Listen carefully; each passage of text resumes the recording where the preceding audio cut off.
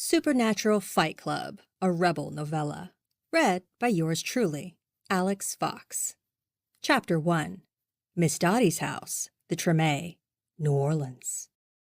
How is it possible to love someone so much and still want to wring their little neck? Oh, my Belle, that's parenting. Rebel heard as she walked down the hall. If those little shits weren't so cute as children, we'd have stopped having more of them. Preach, sister. But you listen to me well, my dove. It'll get worse before it gets better. Your boy's just a teeny bopper getting his first little taste of freedom. He'll come around. Sorry to interrupt, Rebel waved as she strode into the kitchen. She'd been out running errands and resented fresh-baked pecan pie as soon as she parked in front of the house. I was just planning on swiping a piece of pie, so I don't want to get in the way of company. Oh, don't worry yourself, child. We're just catching on up. Come meet my friend, Remy Fontaine. She's from the Aurora Coven. Miss Dottie gestured toward an attractive Creole woman sitting next to her. C'est bon. So you're the famous rebel. Soline had a lovely bright smile. Miss Dottie and Siobhan have been chatting you up for ages. It's a pleasure to finally make your acquaintance. She had a certain genteel charm as she rose to shake Rebel's hand. Soline has the gift for herbal remedy, lotions, and potions. She makes some of the finest creams in the South, and I ain't trying to butter your biscuit. Measy Ampil, that's just so kind of you to say. You should come to my shop, Rebel. I'd love to treat you to a mini facial. Rebel went to the kitchen counter and poured herself a cup of coffee. Hey, if you got anything that's gonna make me look half as good as you, I'll buy up your stock. Stop. You're gorgeous. Are you Native American? I'm Cherokee, actually. What I'd give for that long, straight hair. I have a new line of shampoos I just made that I'd love for you to try. Well, you don't have to ask me twice. Rebel sipped her coffee. Come sit and eat some pie. Miss Dottie waved her over. Soline was just telling me about her son, Remy. Rebel took a seat at the vintage Formica-top dinette. Sorry, I wasn't trying to snoop, but I overheard when I came in. Is this the son that you want to throttle? My son is making me absolutely bananas. Je deviens fou. The witch rolled her eyes. But that's the lament of any parent. I don't want to bore you to tears. Nonsense! If anything, Rebel might be able to help. She's a tracker, you know. If Remy's in the city, Rebel will find him in a jiff. Wait, what? Rebel shot Miss Dottie an alarmed look. I actually typically track criminals. Well, sounds to me like Remy's up to his eyeballs in something no good. Miss Dottie cut her a piece of pie. Why chase your tail? Just send Rebel in. She'll put your mind to rest. So wait, how long has he been missing?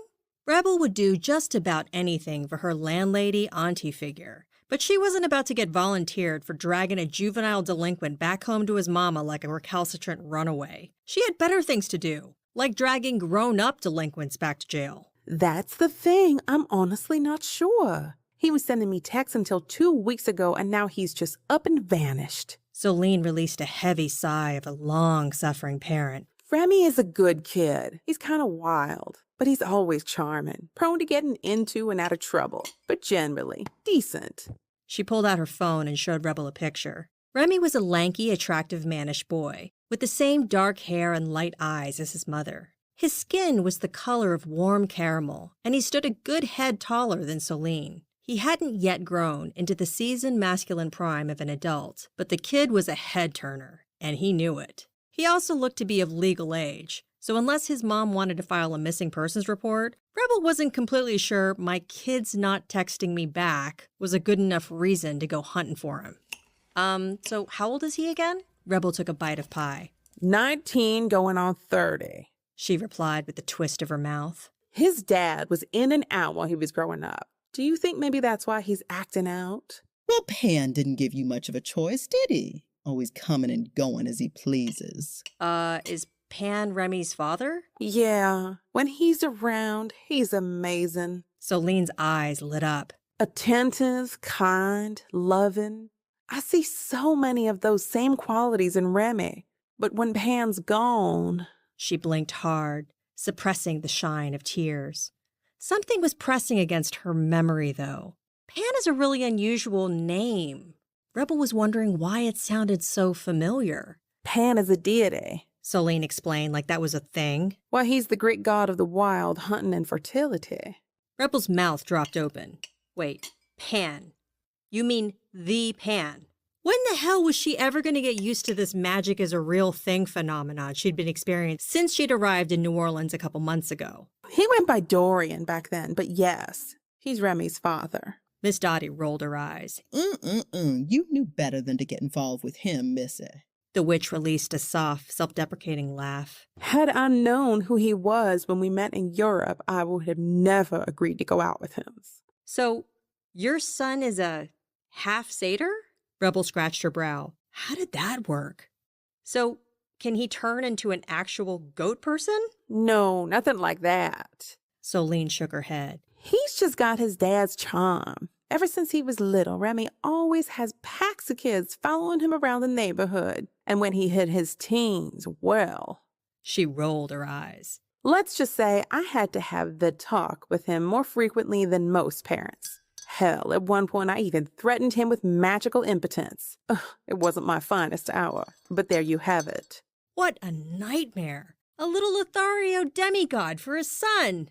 Pan was known for being a freaky-deaky the world over. He had more sexcapades than Hugh Hefner on Viagra. Satyrs were up there with incubus demons. They were a different species, but the gist was the same. They got around. And a kid like Remy at the ripe age of 19, fresh out the house with raging sex god hormones? This kid was probably just passed out in bed somewhere after screwing his way through Greek Row.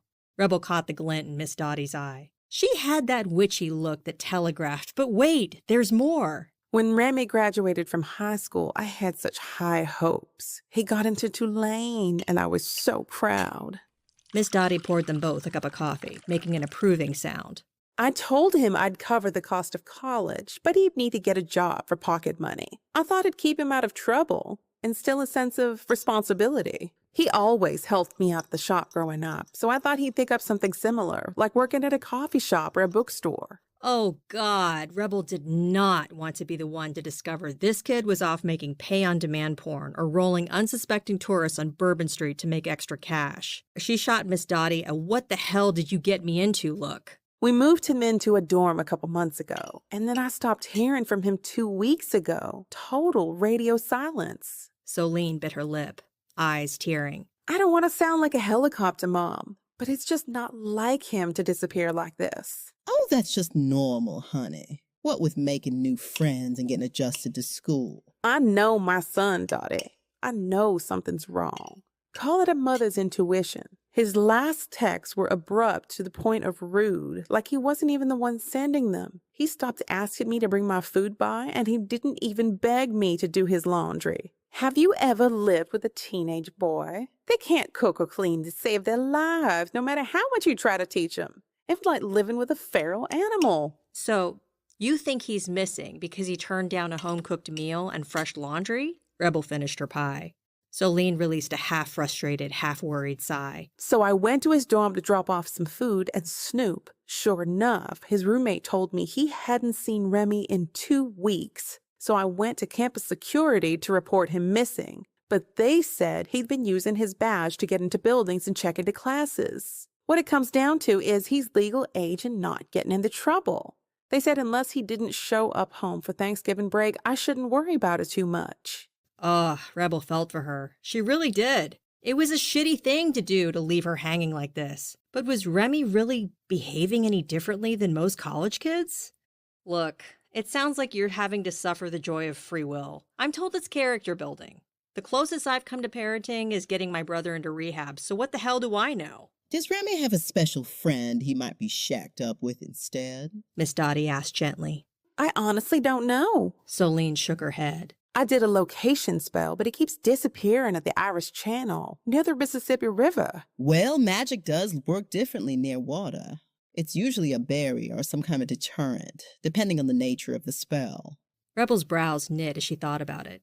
Did you try to catch Remy coming or going from class? I did, but I didn't see him the couple times I tried. Solene rubbed her temple like the whole thing was giving her a colossal headache. Look, short of putting a magical LoJack on him, I don't know what you can do in this instance. I'm not trying to be a jerk, But it sounds like he's just a normal college kid enjoying being out of the house. Maybe he's in a relationship with someone he knows you wouldn't approve of. Or maybe he's just too self-absorbed to realize he's actually hurting your feelings. But honestly, from the sounds of it, Remy's not really missing. He's just avoiding you. Did you talk to Penn about it? Maybe they've been in touch. Oh, he said the same things as Rebel. He said it's normal for a boy to go sow his oats and disappear for a while, that he'd come back when he's good and ready. The pretty witch rubbed the space over her heart. But I feel like something's wrong. I really do. I can't tell you exactly why, but I just know it. She met Rebel's eyes. Every instinct is going off inside of me, Rebel. I feel like Remy is in trouble.